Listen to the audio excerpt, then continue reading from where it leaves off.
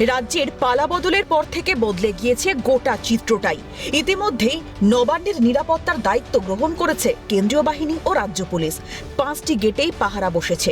নবান্নে যারা ঢুকছেন ও যারা বেরোচ্ছেন তাদের প্রত্যেকের ব্যাগ, ফাইল সহ সমস্ত কিছুই চেক করে তারপর ঢুকতে দেওয়া হচ্ছে। বেরোনোর সময়ও একই কাজ করা হচ্ছে।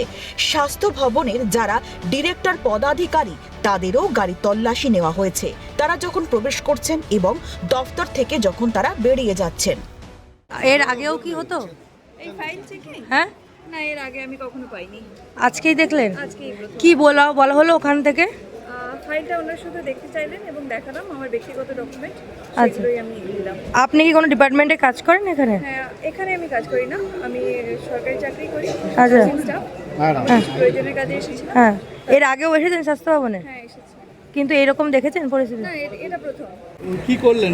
আমার ব্যাগটা চেক এর আগেও কি হতো? ব্যাগ চেক করতো? না আগে কি বললো? বললেন কিছু নেই, আচ্ছা, না বললেন কি ব্যাগ চেকের আগে? বললেন ব্যাগ চেক করুন। আচ্ছা আচ্ছা, আপনি কোন ডিপার্টমেন্টে আছেন? আমি টেলিফোন, কম্পিউটার এগুলো ক্লিন করি, এই সাথীতে ঢুকছি।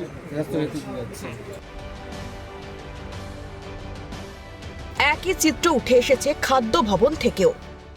স্বরাষ্ট্রমন্ত্রী অমিত শাহ বারংবার বলেছেন যে সকল দুর্নীতি হয়েছে সেই সকল দুর্নীতির আইনানুগ ব্যবস্থা নেওয়া হবে। আর সেই মতোই দেখা যাচ্ছে স্বাস্থ্য ভবনে যারা আধিকারিকরা বেরোচ্ছেন, সাধারণ মানুষ বা কর্মীরা বেরোচ্ছেন, তারা কি কি নথি নিয়ে বেরোচ্ছেন তা চেক করা হচ্ছে। কোনো দফতরের কোনো ফাইলে যাতে কেউ কোনোভাবে গন্ডগোল করতে না পারে বা ফাইল যাতে নষ্ট করতে না পারে, তার জন্যই এহেন পদক্ষেপ।